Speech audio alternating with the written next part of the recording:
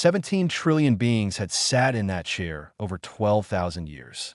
Every single one of them had received the same boring result. Green lights, a soft hum, the words baseline, and no significant psionic activity displayed on the ancient screen. Riya Patel would be different. She did not know this yet. She sat in the waiting area of the Academy's testing hall on Station Meridian, watching a four-armed Drellin cadet complete his scan. The massive crystalline machine hummed. Green lights pulsed. The screen showed the usual message. The Drellin walked away looking almost disappointed. Riya understood that feeling. She had traveled 3 months from Earth to reach this station. She had studied for 2 years to pass the entrance exams. She wanted to become a logistics officer, nothing special, just someone who could help move supplies between worlds. The psychic aptitude test was just a formality. Nobody expected humans to have any mental abilities. Next, called the instructor, Riya stood up. The instructor was a Kelosi, a reptilian species with green scales and yellow eyes. He stood 7 feet tall and looked like he had done this job for longer than Riya had been alive. His name tag read Dorvin. Sit, he said without looking at her. She sat in the chair. It was cold and too large for her small frame. Dorvin attached sensors to her temples with practiced movements. His clawed hands were surprisingly gentle. Remain still. Remain calm. This will take approximately 30 seconds. He pressed a button on the console. The machine hummed to life. For the first 5 seconds, nothing happened. Riya watched the lights on the machine pulse their soft blue. She thought about her mother back on Earth, probably sleeping right now. She thought about her father, dead for 6 years now, and how proud he would have been to see her here. Then the hum became a whine. The blue lights turned yellow. Riya's heart beat faster. The yellow turned orange. Dorvin's head snapped toward the console, his yellow eyes wide. The orange turned red. Alarms screamed through the testing hall. Other cadets jumped from their seats. Dorvin stared at his screen like he was seeing a ghost. The synthesized voice spoke words that had never been spoken in 12,000 years of operation. Alert level Omega. Unprecedented psionic signature detected. Containment protocols recommended. Riya tried to stand. What's happening? What did I do? Dorvin moved fast for such a large being. His clawed hand closed around her arm, pulling her back toward the chair. He was speaking into a communicator, calling for security, calling for medical teams, calling for people whose titles Riya did not recognize. She was scared. More scared than she had been since the shuttle accident that killed her father. More scared than her first day on an alien station where nobody looked like her. The fear built inside her chest like a physical pressure. Dorvin's grip tightened on her arm. Their skin touched, and everything Riya had ever felt poured out of her and into him. It happened in less than 3 seconds. Dorvin experienced Riya's first memory, the warmth of her mother's arms. He felt her childhood joy running through Mumbai's streets during monsoon rains. He lived through her first heartbreak at 16. He experienced the crushing grief of standing at her father's funeral, rain mixing with tears on her face. He felt her loneliness on the transport ship, her hope when she saw Station Meridian for the first time, her desperate need to belong somewhere, to matter to someone, to make her dead father proud. 22 years of human emotion flooded into an alien mind that had never experienced anything like it. Dorvin collapsed. His massive body hit the floor with a sound that silenced the alarms. His yellow eyes stayed open, but he was not seeing the testing hall anymore. He was seeing a hospital room in Mumbai. He was holding the hand of a man named Arun Patel as the life left his body. Riya screamed. Security officers poured into the room. Palori soldiers, amphibian beings with webbed hands and large dark eyes. They surrounded her with weapons drawn. A containment field shimmered to life, trapping her in a bubble of blue light. I didn't do anything, she cried. I don't know what happened, but she did know. Deep down, in a place she had never examined closely, she had always known. She had always felt other people's emotions too clearly. She had always known when someone was lying, when someone was sad, when someone needed comfort.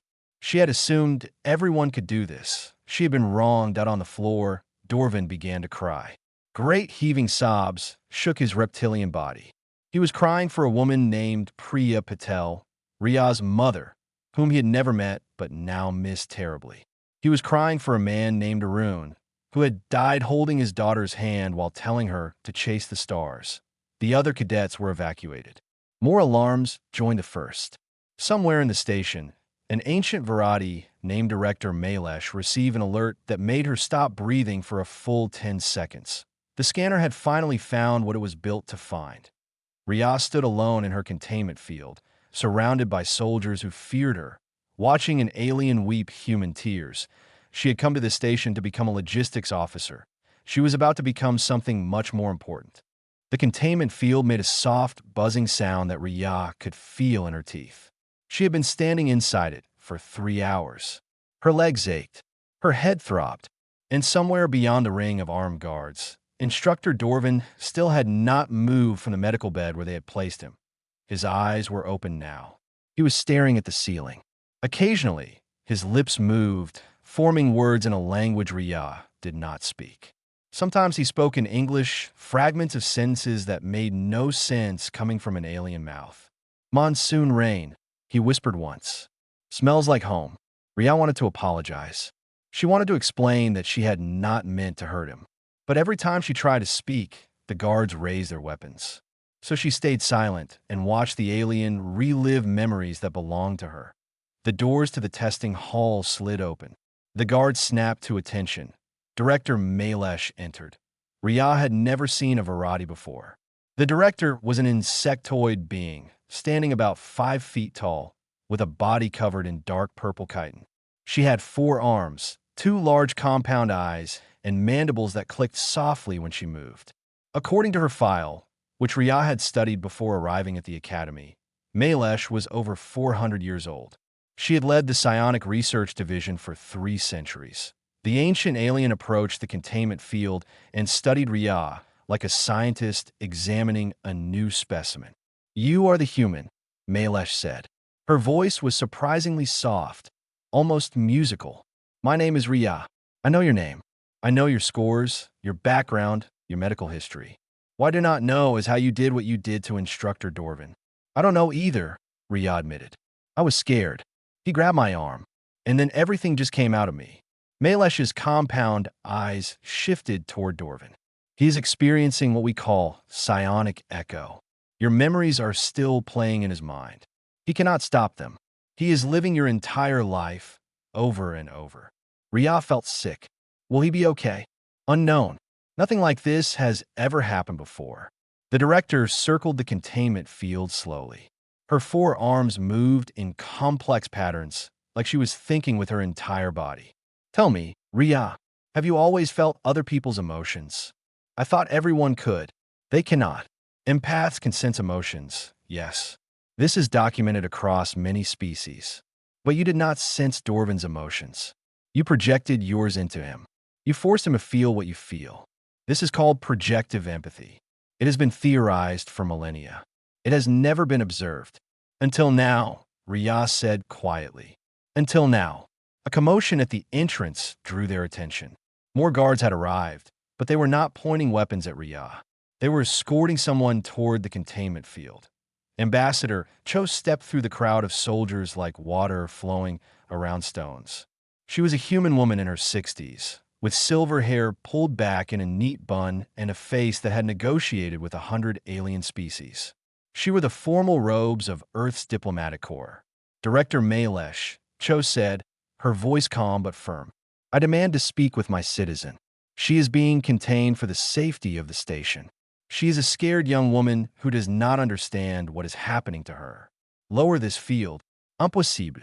Her abilities are uncontrolled and dangerous. Then control them by treating her like a person, not a prisoner." The 2 women stared at each other. Mailesh's mandibles clicked rapidly. Cho did not blink. Finally, Mailesh gestured to a guard. "Lower the field." But the guards remained. The blue shimmer vanished. Ria's legs nearly gave out.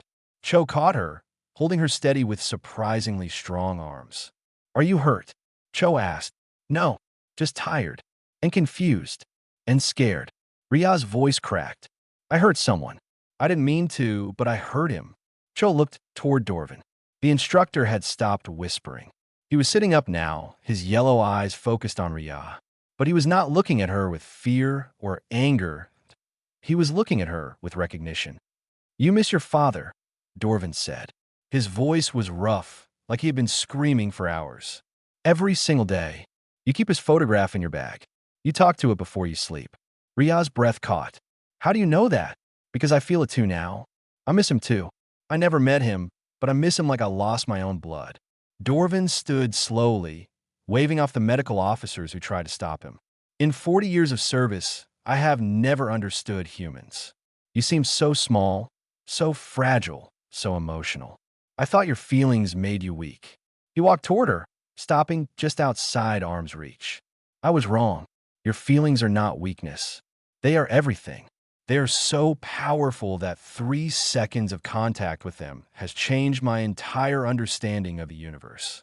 Director Malesh watched this exchange with growing fascination. "Instructor Dorvin, you should rest." "No, I should listen." He looked at Rhea with eyes that now held something new, something that looked almost like love. The scanner found what it was looking for. After 12,000 years, it finally found one. And the council needs to know. Ambassador Cho's hand tightened on Rhea's shoulder. "What was the scanner looking for?" Rhea asked. Malesh answered. "Someone who could unite the galaxy. Not through conquest, not through politics, through understanding, through making others feel what it means to be alive." The ancient Varadi's mandibles curved into something that might have been a smile. "The council arrives tomorrow. I suggest you both prepare." 12 species sat in judgment. Their representatives filled the curved chamber like a rainbow of alien biology. Scaled and feathered, furred and chitinous, some floating in anti-gravity fields because their bodies could not handle the station's atmosphere. They had traveled from across the galaxy to see the impossible made real. Rhea stood in the center of the chamber, feeling very small and very human. Ambassador Cho sat nearby, her face carefully neutral. Dorvin had insisted on attending, despite medical advice. He stood at the edge of the room, his yellow eyes never leaving Rhea. "This council has been convened," announced the speaker, a Palori elder with faded blue scales, "to determine the nature and threat level of the human designated Rhea Patel." Threat level. She is a civilian who accidentally displayed an unknown ability. She has harmed no one. Instructor Dorvin spent 6 hours in psionic shock, said a Drellin general with 4 arms crossed over his broad chest. "I would call that harm." Dorvin stepped forward. "I was not harmed. I was changed. There's a difference." The chamber buzzed with whispered translations. The speaker raised a webbed hand for silence.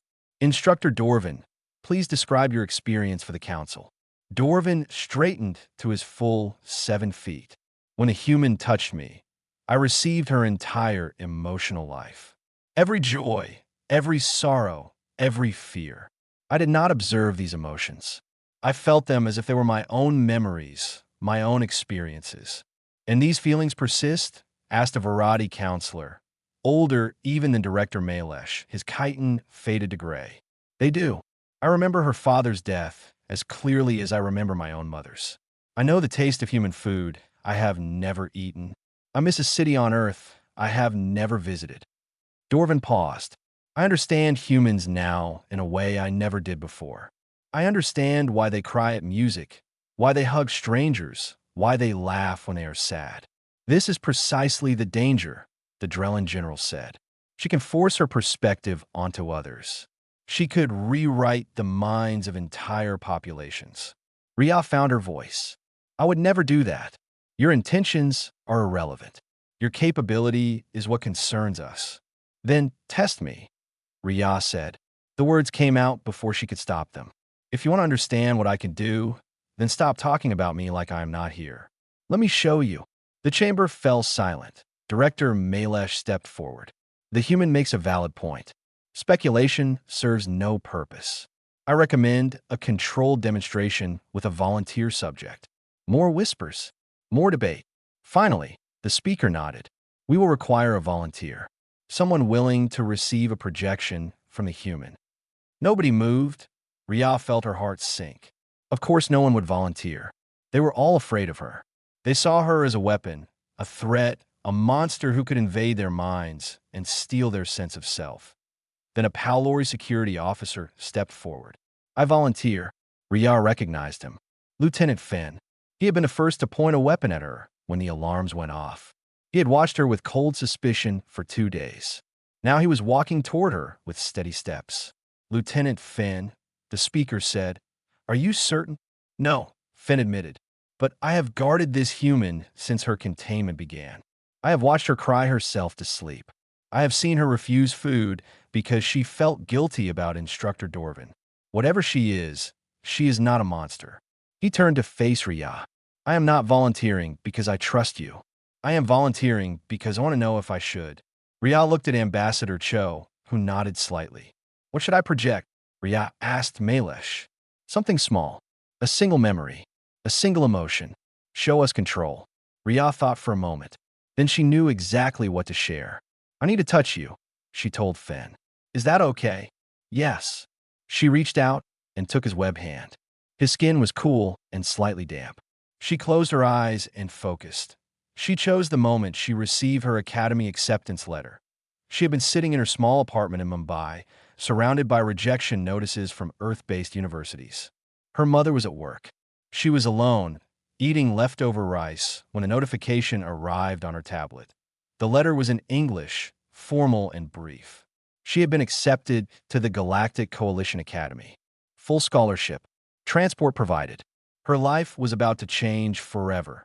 Rhea remembered the explosion of joy in her chest, the tears streaming down her face, the desperate need to tell someone, anyone, but especially her father, who had dreamed of the stars and died before he could reach them.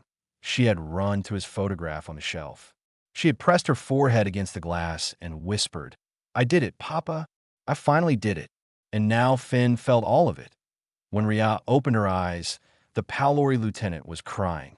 Not human tears, but his amphibian equivalent, moisture leaking from his large dark eyes.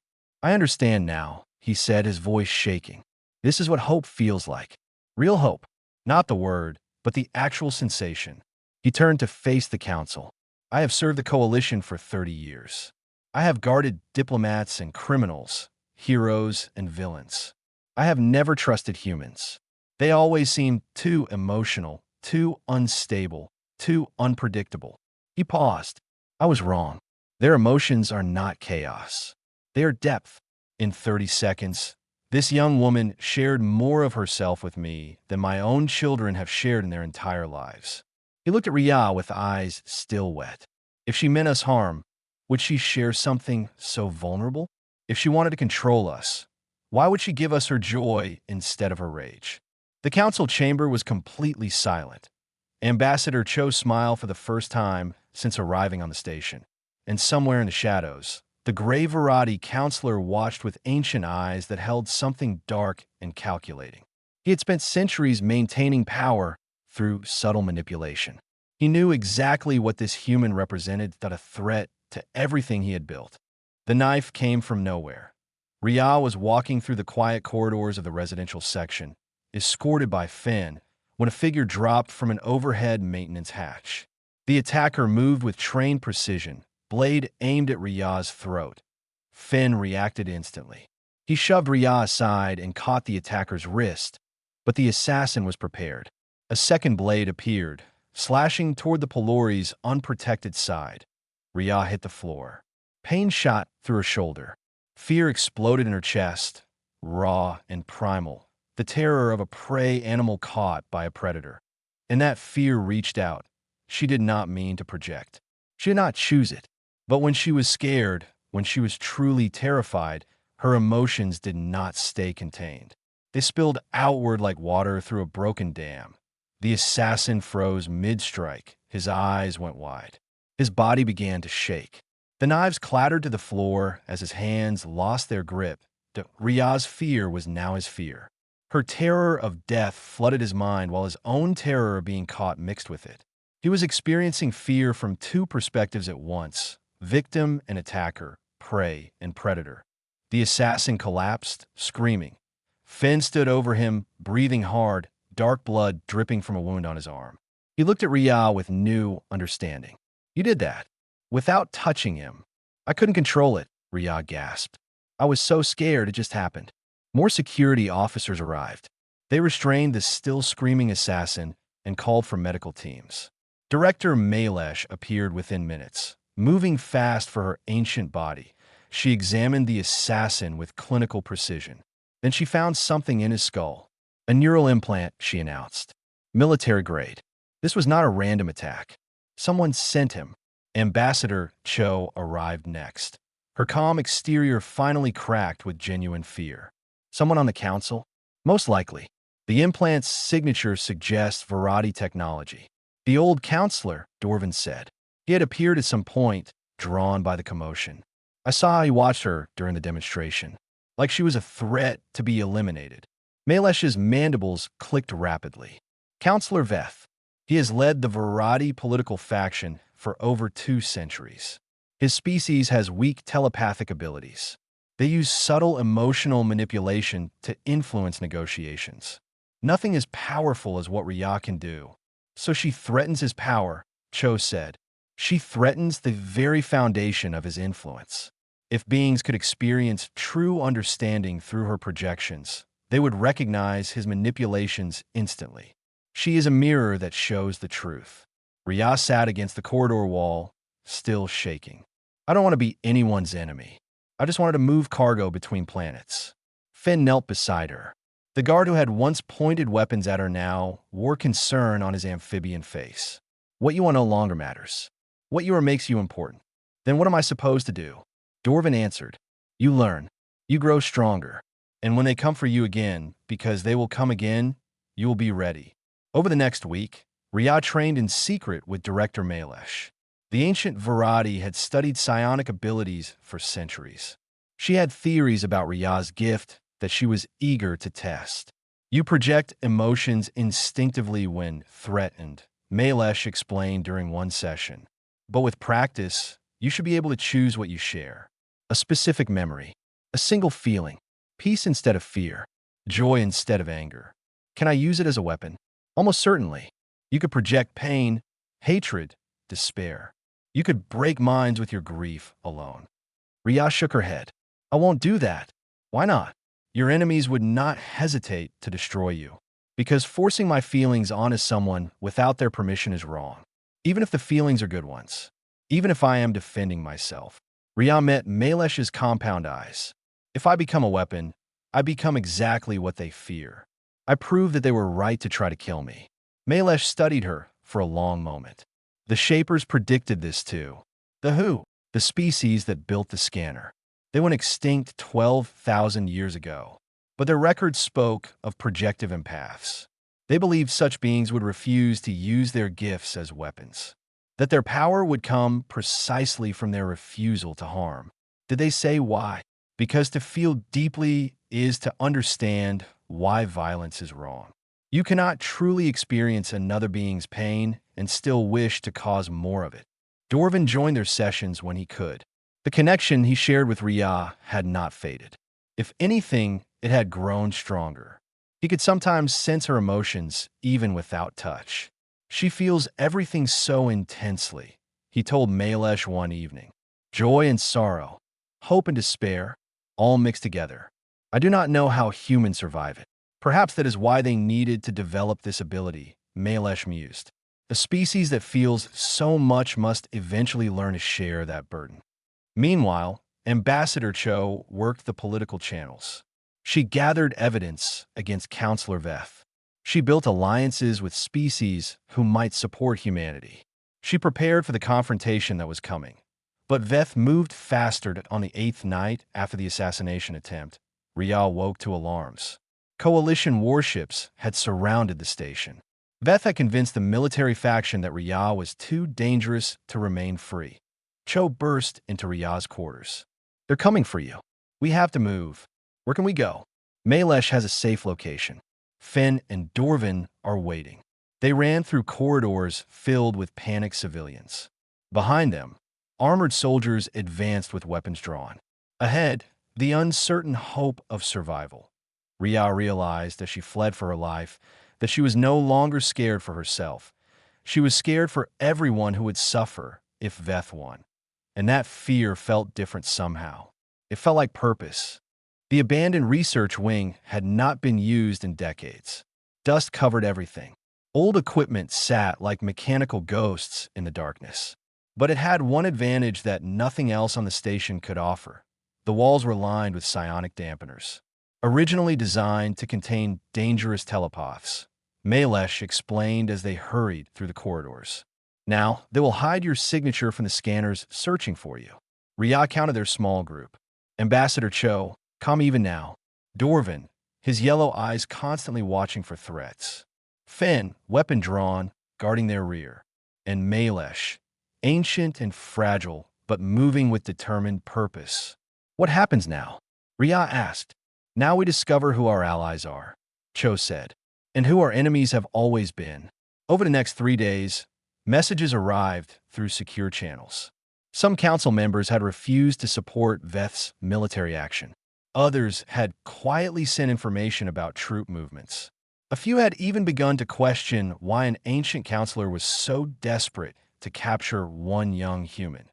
Dorvin spent his time reviewing these messages, looking for patterns. What he found made him growl with anger. Veth has been manipulating the council for 200 years. Small suggestions, subtle emotional pushes, nothing obvious, but enough to guide decisions in his favor. Why? Ria asked. Power. Control. The Varadi political faction has maintained dominance over coalition policy because no one could see what they were doing. But if you demonstrated your abilities to the full council properly without Veth controlling the narrative, they would feel genuine emotion for the first time. They would recognize his manipulations by contrast. She is his opposite, Malesh added. He whispers lies that feel true. She shares truths that feel overwhelming. In her presence, his illusions would shatter. Finn returned from a scouting mission. The soldiers are searching systematically. They will find this location within 2 days. Then we need to act before then, Cho said. Ria had been thinking about this. About what she could do, what she should do, what she refused to do. An idea had formed in her mind, terrifying and brilliant. I want to speak to the galaxy. Everyone turned to look at her. The station has a communication array, she continued. It can broadcast to every ship and settlement in coalition space. Trillions of beings could receive a transmission. What would you broadcast? Malesh asked. Myself. My truth. What I really am, not what Veth says I am. Dorvin understood first. You want to project to the entire galaxy at once. Not force them to feel anything. Just offer. Let them experience what I experienced when I touched you. The loneliness of being different. The hope of belonging somewhere. The fear of being rejected. Ria paused. Every species has felt those things. If I can show them that humans feel the same way, maybe they will understand that we are not threats. We are just people. It could kill you, Malesh said quietly. Projecting to a few individuals is one thing. Extending yourself across the entire coalition might destroy your mind, or it might change everything. Cho stepped forward. This is not your decision to make alone, Ria. You're talking about exposing yourself to unimaginable risk for a result that might not work.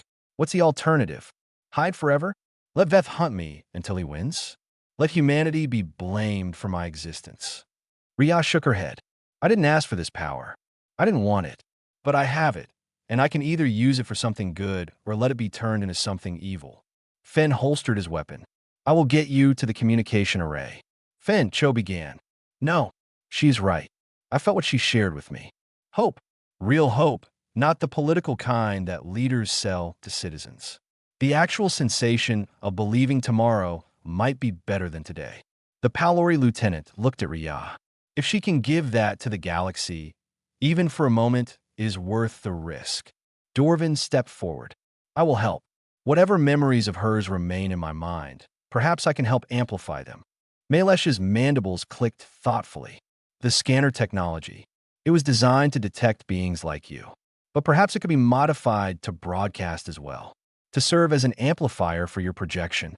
You can do that? Ria asked. I built most of the current scanner network. I know its secrets better than anyone alive. The ancient Vorati straightened. The Shapers wanted projective empaths to unite the galaxy. Perhaps this is how it was always meant to happen. Ambassador Cho was silent for a long moment. Then she nodded. I will keep the soldiers busy. Create a distraction. Buy you time to reach the array. She took Ria's hands.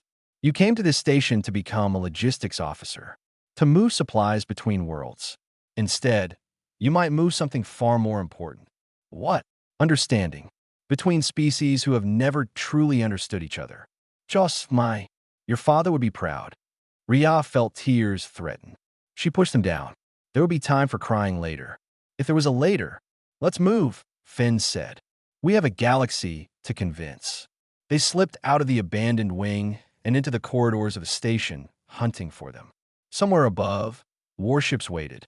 Somewhere in the council chambers, Veth planned his next move. And somewhere in the communication array, a young human woman would either save herself or destroy everything.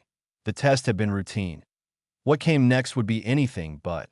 The communication array was a cathedral of technology. Crystalline transmitters rose toward the ceiling like frozen lightning. Thousands of cables snaked across the floor, carrying signals to every corner of Coalition space. This was the voice of civilization itself. Ria stood at its heart, sensors attached to her temples, the same sensors that had started everything. The scanner network is ready, Malesh reported. Every unit in Coalition space will amplify your projection. Trillions will receive it. And Veth chose distraction worked. His forces are searching the wrong section. We have perhaps 10 minutes before they realize their mistake. Finn stood guard at the entrance, weapon ready. Dorvin stood beside Ria, his clawed hand resting on her shoulder. You do not have to do this alone, he said. I still carry your memories. Perhaps I can help share the burden. You already have. Ria took a deep breath. When I projected into you, I gave you my pain, my loneliness, my hope. But I also received something back. What? Your reaction to it. The way you experienced human emotion for the first time. The wonder and the overwhelm and the strange beauty of feelings you never knew existed. She smiled. That is what I want to share. Not just what it means to be human, but what it means to be seen by someone different. To be understood across impossible distances. The doors behind them shuttered. Soldiers were cutting through. Now or never, Finn said. Ria closed her eyes. She thought about her father. The way he used to tell her stories about the stars, about the civilizations waiting to be discovered, about the friends she would make among beings who looked nothing like her. He had died believing humanity's future was out here, among the aliens. She was about to prove him right. The projection began to IT started small, a ripple of emotion flowing through the scanner network. Every device designed to detect psionic activity became a broadcaster instead. Across space stations and colonies, aboard ships and within government halls, beings paused as something strange touched their minds. Ria shared her loneliness first. The feeling of being the only human in a room full of aliens. The fear that she would never belong, never be accepted, never find a place where she felt whole. Across the galaxy, billions recognized that feeling. They had all felt it in their own ways in their own lives. The loneliness of existence, the isolation of consciousness. Then she shared her hope. The moment she received her acceptance letter, the belief that tomorrow could be better than today, the desperate faith that somewhere out there, someone would understand her. Soldiers stopped cutting through doors. Pilots let their ships drift. Council members sat frozen in their chambers as genuine hope flooded through them. Not the political promises they usually heard, but the real thing. Finally, Ria shared her need. The simple human desire to be known. To have someone look past her species, her appearance, her differences, and see the person beneath. To be loved not despite being human, but because of it. The projection peaked. For one moment, trillions of beings across thousands of worlds felt what Ria Patel felt. They experienced human emotion in its purest form. Not the violence the galaxy associated with humanity. Not the chaos and destruction. Just the overwhelming depth of feeling that defined her species. And they understood. Ria collapsed. Dorvin caught her before she hit the floor. Blood trickled from her nose. Her pulse was weak. She had pushed herself to the edge of death, but she was smiling. The doors finally burst open. Soldiers poured in with weapons raised. Then they stopped. Their commander, a Drellin officer with 4 arms trembling, lowered his weapon. Tears streamed down his face. "I felt it," he whispered. "I felt all of it. She is not a threat. She is a gift." Similar scenes played out across the station. Across the galaxy, beings who had feared humans suddenly understood them. Species that had fought each other for centuries felt, for just a moment, what it was like to be the other. Counselor Veth was found in his chambers, curled in a corner, weeping. The contrast between Riyah's pure projection and his centuries of manipulation had been devastating. His political allies abandoned him. His faction collapsed. 1 week later, Riyah stood before the council again. This time, she was not a prisoner. She was a hero. "The coalition has voted unanimously," the speaker announced. "Humanity is granted full membership with all associated rights and privileges. Additionally, a new division will be created, the Empathy Corps. Its purpose will be conflict resolution through emotional understanding. Riyah Patel will lead it." Cho stood proudly beside her. Dorvin beamed. Finn, who had once pointed weapons at her, now served as her personal guard by choice. "I don't know how to lead anything," Riyah whispered. "You will learn," Malesh said. The ancient Virati had requested assignment to the Empathy Corps. "The Shapers waited 12,000 years for someone like you. I think we could be patient a little longer." 1 year later, Riyah stood before a new class of cadets. Humans and aliens sat side by side, all volunteers for the Empathy Corps. They had come from every corner of the galaxy to learn something no school had ever taught: how to feel more deeply so they could help others do the same. "I was tested 1 year ago," Riyah told them. The test was supposed to be routine. Just another scan, just another cadet, just another boring result. But the scanner found something unexpected. It found a human who could share what it means to be alive. She looked at Dorvin, who assisted her now. At Finn, standing guard not because she needed protection, but because he refused to leave. At Malesh, still ancient, still watching with those compound eyes that had seen so much. "You are here because you want to understand others. Not just their words or their actions, but their hearts. That is the hardest thing any being can do. It requires vulnerability. It requires courage. It requires the willingness to feel someone else's pain as if it were your own." She smiled. "Welcome to the Empathy Corps. Let's begin." The test had been routine. The result had changed everything, and humanity, once feared across the galaxy, became the bridge between stars.